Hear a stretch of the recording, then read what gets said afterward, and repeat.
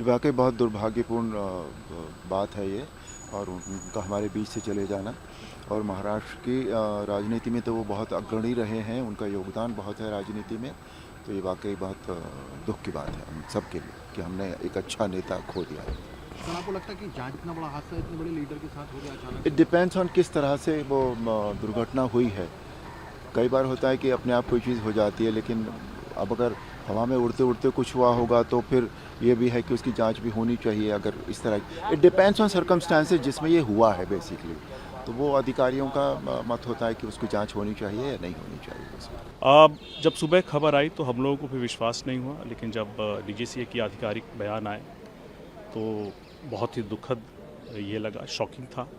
काफ़ी सीनियर नेता थे, महाराष्ट्र के उप मुख्यमंत्री थे और बहुत उम्मीदें थी राज्य को उनसे। बहरहाल भगवान उनकी आत्मा को शांति दे और उनके परिवार को इस क्षति को सहने की शक्ति दे। बहुत बड़ी क्षति है, बहुत बड़ा नुकसान हुआ है। हम जैसे जो पॉलिटिकल करियर करने वाले नौजवानों के लिए बहुत बड़ी क्षति है। हम जैसे नेताओं, हम जैसे राजनीतिज्ञों के लिए एक रोल मॉडल थे। वो बहुत उम्दा नेतृत्व थे। तो सर, ये जो क्रैश हुआ है आप इसमें उसके बारे में मुझे कुछ पता नहीं है, क्योंकि मैं अभी पता चला है। मैं राष्ट्रपति के अभिभाषण के लिए आया हूँ। हाँ, बहुत ही दुखद खबर है। इससे ज़्यादा दुखद कुछ हो ही नहीं सकता है। अजित पवार जी का निधन, उनके निधन से न सिर्फ किसी पार्टी या एनडीए की क्षति है, बल्कि पूरे देश का नुकसान हुआ है। क्योंकि हमेशा देश के लिए लड़ने वाले, संघर्ष करने वाले और एक शिखर पर पहुंचने वाले नेता अजित पवार जी रहे हैं।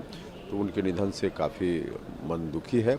ईश्वर से हम प्रार्थना करते हैं कि दिवंगत आत्मा को ईश्वर शांति प्रदान करें और परिवार के लोगों को दुख सहने की ताकत दें। आज महाराष्ट्र को अनेक कामों में जिन्होंने एक डेवलपमेंट का विजन दिखाया है, और सुबह 6 बजे ही ब्यूरोक्रेट्स उनके यहाँ पे रह के लोगों का वो काम करने वाले नेता थे। और आज सुबह जो प्लेन एक्सीडेंट हुआ है, डेफिनेटली एनडीए के लिए और महाराष्ट्र की पूर्ण जनता के लिए ये बहुत बड़ी सैड न्यूज़ है। उन्होंने मेरे कॉन्स्टिट्यूंसी में ही नहीं, संपूर्ण महाराष्ट्र में एक, जिसे हम ब्लूप्रिंट कहते हैं, और विजन डेवलपमेंट का हमेशा ही उनका रहा है।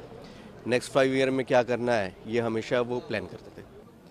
सर्वप्रथम तो प्रकृति से प्रार्थना करता हूँ कि वो उनको अपने चरणों में स्थान दे, और उनके समर्थकों, उनके परिवार के लिए, क्योंकि ये बड़े दुख का पल है अपनों को खोना।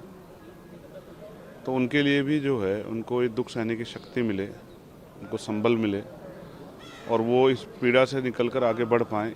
इसके लिए भी मैं पीड़ित परिवार को, दुखी परिवार को और उनके सब समर्थकों के लिए भी कुदरत से प्रार्थना करता हूँ कि उनको हिम्मत दें।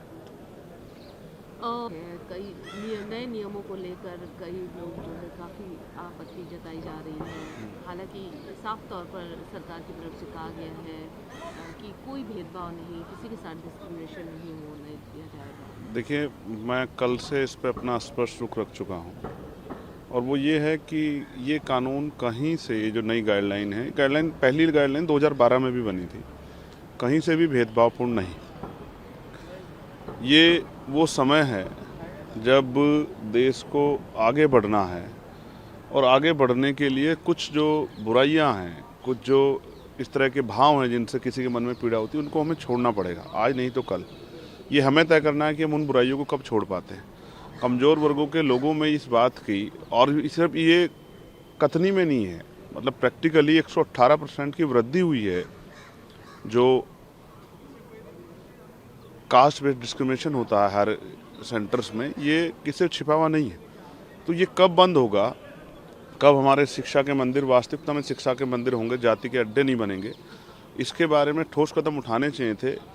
प्रयास किया गया है, प्रयास कितना सफल होगा, क्योंकि कानून तो बहुत बने, उनका इम्प्लीमेंटेशन कैसे होता है और होता है नहीं होता, ये बहुत इंपॉर्टेंट है।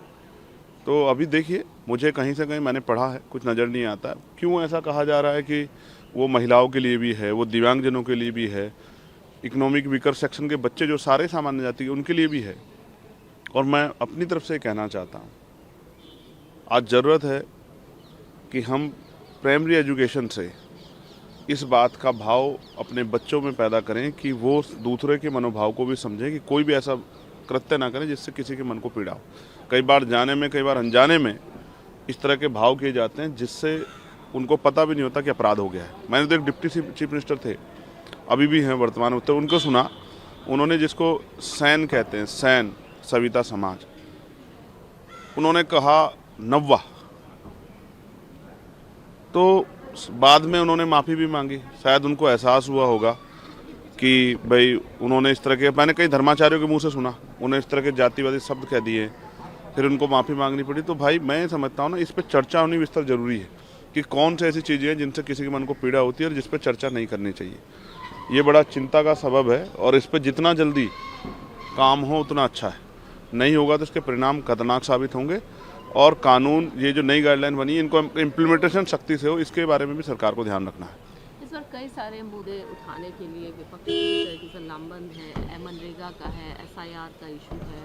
क्या आप भी, आपकी पार्टी भी इस पूरे विषय को उठाने वाली है इस बार बजट सेशन? बिल्कुल उठाएगी।